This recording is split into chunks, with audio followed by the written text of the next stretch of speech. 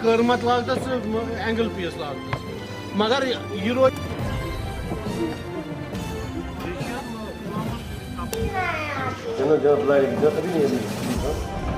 6 foot का इसमें structure हो जाएगा यहाँ पे बाकी इंशाल्लाह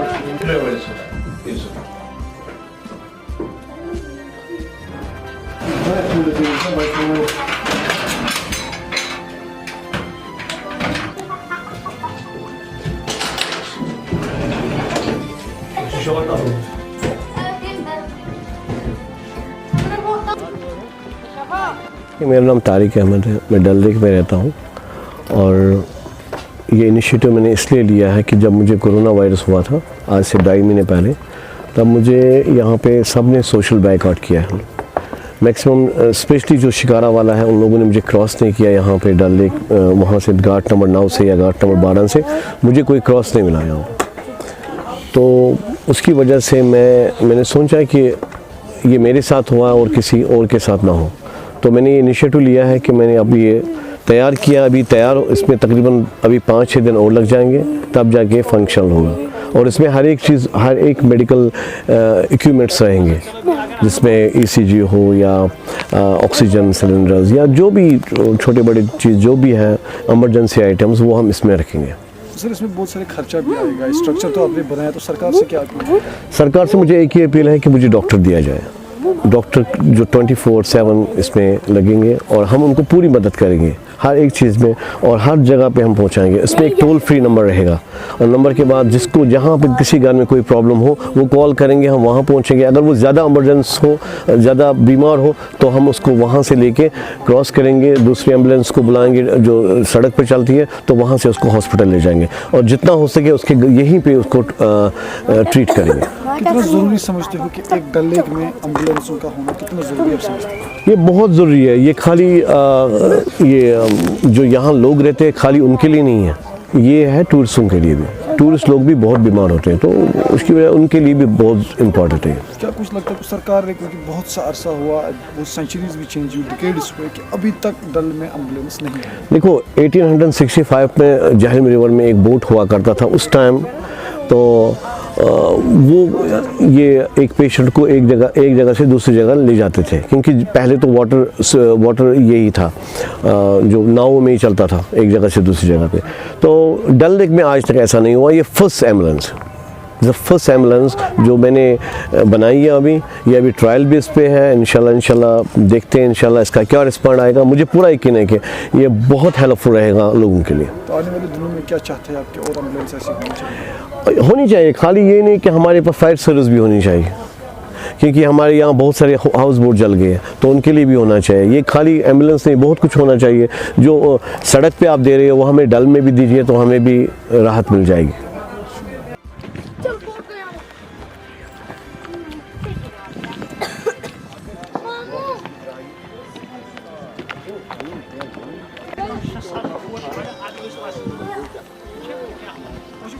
बस करो सामान।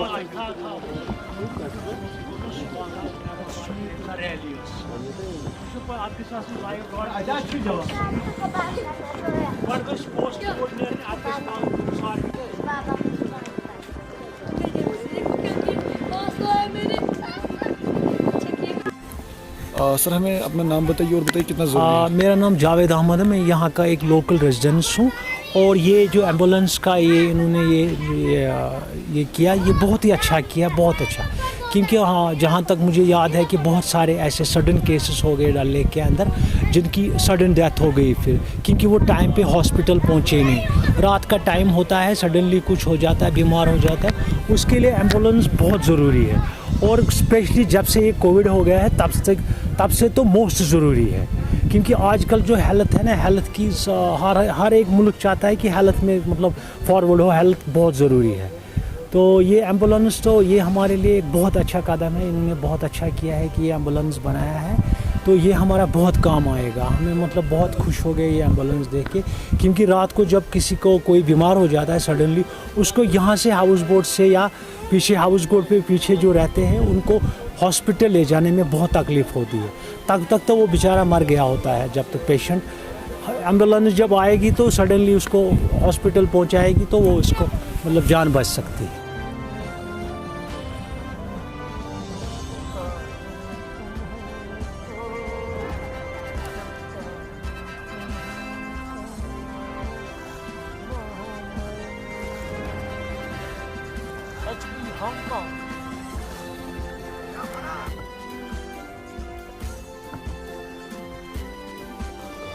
Tamam şey.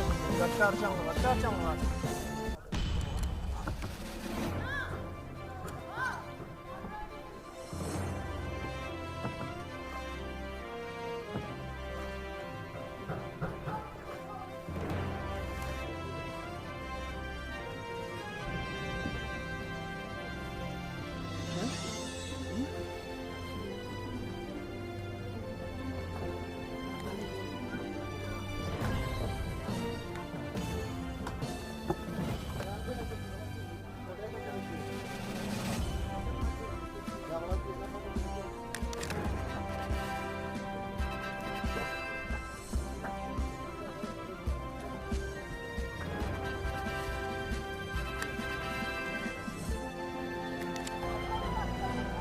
चार शॉट भेजो, 2 बाइटिंग भेजो, आधा घंटा दे दो।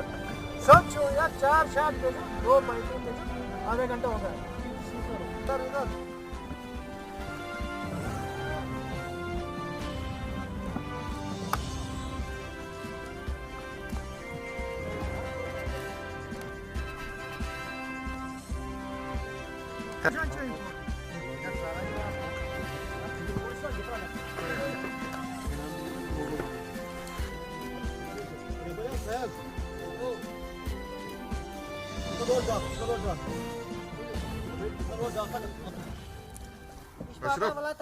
Aşraf, kapat bakın. Val jaldi, इनकी क्या val jaldi।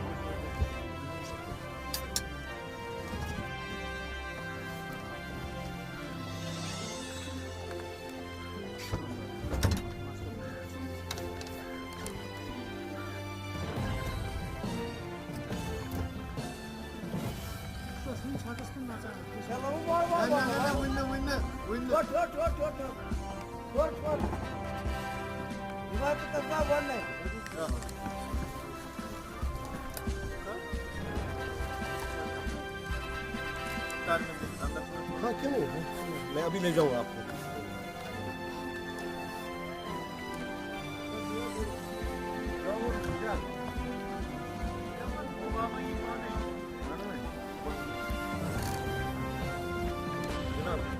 Agatta gasın bir tane akpetinin tiye zaman koşuyor şu anda. हाँ माँ बोलते ना कोई अगर मिशन बचे हुए तो Hadi bakalım nasıl problem देखो इरफान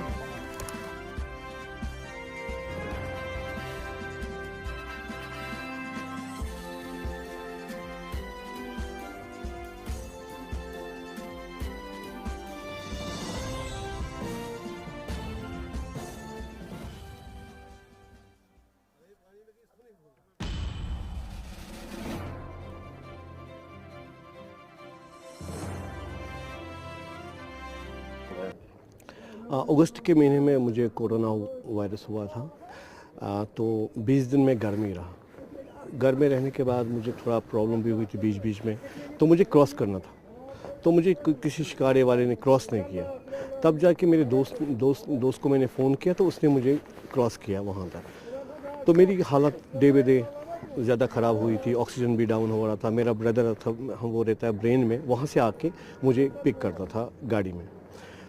तो एक दिन क्या हुआ कि मैं बहुत ज़्यादा बीमार था, तो मैं घाट पे आ गया तो किसी ने मुझे क्रॉस नहीं किया और मैं बहुत बीमार था उस टाइम ज़्यादा। तो मैं वापस आया घर में बैठा और किसी ने मुझे क्रॉस किया वहाँ से। तो फिर और हालात ख़राब हो गई उसके बाद। तो ब्रदर ने मुझे अपने घर लिया वहाँ ब्रेन में, तो वहाँ से वो मुझे गाड़ी में ले जाके SMH हॉस्पिटल में वहाँ पे मुझे एडमिट किया। एडमिट होने के बाद मैं खाली बेड पे यही सोचता था, वहाँ पे बीमार भी बहुत था, यही सोचता था कि मुझे कुछ करना है अपनी कम्युनिटी के लिए, क्योंकि जो मेरे साथ हुआ वो किसी और के साथ ना हो।